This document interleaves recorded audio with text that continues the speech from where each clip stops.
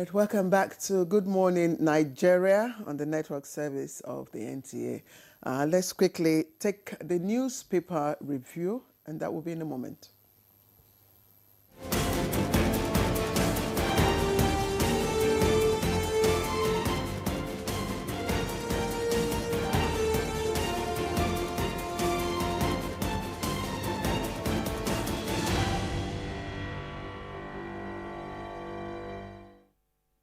All right, Chukwudi cannot be with us today, so we'll just quickly run through. He's under the weather. Yeah.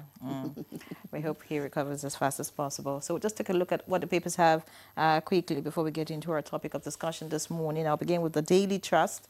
The Daily Trust leads with JAM panel. Examination malpractice becoming normal.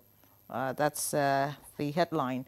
And the writer says uncovers 4,251 tech-driven cases. All right. Above that, Speaker Abbas, Africa's debt at critical point. That's on page 12. And someone, El Rufai petitions Police Service Commission. Low turnouts as schools resume. That's on page 7. Looking below the picture story, we have patients in FCT seek alternatives as doctors begin strike. Below that, man found dead inside car at National Assembly Complex. That's on page 20. You want to see that? My husband's death not accidental. Wife of slain NCDC officer alleges protest in Lagos over Shoki demolition. And that's on page 10. So let's see the blueprint now. The blueprint leads to something completely different. It says 2027, that's the kicker. It says 10 governors plot move to Senate after 8 years in office. The riders Makinde eyes presidency, Sanwo-Olu undecided. And may return to farming, seek further Islamic knowledge. That's Governor Sule talking. It's unfair. Ex-governors inaccessible, inactive as lawmakers. That's according to CISLAC. A whole lot right there. You want to see that. Above that, Edo travelers abductors demand 15 million ransom per victim. That's on page 6. Above the masthead, 2025 UTME JAMB uncovers 4,251 finger blends, 190 AI-assisted impersonations. And below the picture story, we have with $1.8 trillion debt profile in 2022, Africa must look inward. That's credited to Abbas. And the writer says Nigeria's debt service to revenue ratio dropped to 60% in 2024, according to the finance minister, and reps recovered 200 billion naira lost revenue. Below all of that, we have Army executed 261 operations.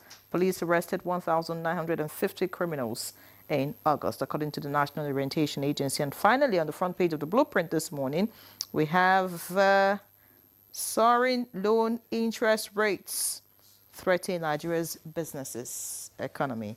Details on page 13. Claire. All right, let's quickly take a look at the Daily Times. The Daily Times is also reporting the Nupeng strike as FG talks collapse. Dangote rep walks out. Just above the nameplate there, TUC rejects 5% petroleum tax, threatens nationwide strike, and also drags FG to Supreme Court over moves to pay local government funds to sacked APC chairman. That story is on page 4. Just below the picture story there, declare national war on insecurity, Obi charges federal government. And Speaker Abbas clarifies debt comment, says, I never condemned borrowing. And the federal government begins distribution of 2.9 billion naira free maternal and neonatal care items. Presidency disengages Tinubu's aide Umunobo. It's also there. And INEC records 3.5 million voters registration in 3 weeks. Now, that's the outlook of the Daily Times this morning. And, well, Chukwudi isn't here to review for us, but Chukwudi, if you're watching, I don't know, from your sick bed, we wish you a quick recovery. And then Yera and I could just quickly, look at some of the issues. And then, in fact, the headline on JAM is quite scary. JAM, panel, examination malpractice becoming normal. Now, that's very scary. And then all of them attached to tech. Then you ask, is it doing us good? Uncovers 4,251 tech-driven cases. So imagine, I mean, JAMB is doing a lot, really, trying to stop impersonation, trying to make sure that, candidates do not cheat and all of that. So imagine, I was trying to listen to the report yesterday, how people clone other people's fingerprints. Like, how is that possible? Do you understand how? Because, I mean, there's one that says 190 AI-assisted impersonations. So is tech really doing us good? Yeah, we cannot run away from, advancement, technological advancement. I mean, that's the way to go now. I think this is, it's just the individual, people with this kind of trait. And then we must find a way of also checkmating them. There's no way we cannot move with the times. So it's good to use CBT exams, and that's what even the civil service, by next year, the whole of the civil service, will go digital. So are you saying that that's not good? It's not a good thing. It's just a question I'm asking. Yes. I'm like, for everything that is bringing some good, Nigerians just find a way to, discredit it somehow. Precisely, and that's why, we must also find a way of addressing the gaps in technology. It's just like, cybercrime. There are ways you can apprehend those who cyberstalk, those who commit cyber crimes. You understand, there are laws. So if you are caught, be ready to also pay the consequences. But the issue here is, most times when these things, come to the fore, you discover that it is us parents, that will cry, wolf, again, wolf.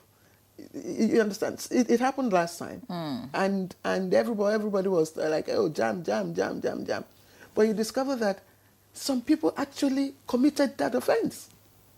So it's technology is still the way to go. I agree. But we must find a way of addressing, those malpractices. Yeah, the director says we should go, but there's this story that touches my heart. It's about Edo travelers, abductors demand 15 million naira ransom per victim.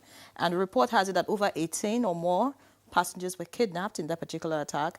And the question is, people shouldn't commute anymore because you cannot afford air travel. And then you go by road and then kidnappers, what's the way out? It's well, you're talking about this. The same thing happened in Borno. I'm sure you heard of the incident in Borno as well. That's why we call on the security agencies. And again, a lot of people say, look, the way to go is state police, community policing, and all that. So, but the argument for state police is still on. You have those for it and others against it and all that. But again, it's something that we could, experiment and see how it goes. And we must also give credit to our security, operatives. They are really doing their best. But security is everyone's business. So we must all be vigilant. And that's why, the former Minister of Information will say, if you see something, say something. Say something. And let's also add that when you say something, hope you don't see something. And then all the strikes here and there. TUC is threatening strike. Nupeng is threatening strike. Doctors is threatening strike. Ho, ho, ho. What do we do? Please. It will get better. We just hope that, the government would, do the needful to avert all of these strikes. And we hope that, things just really get better. All right, so thank you. Let's take a break. Don't forget, we're looking at recapitalization of banks. What does it mean? Does it take your mind back to those days, 2004? No, I don't think so. We'll be right back.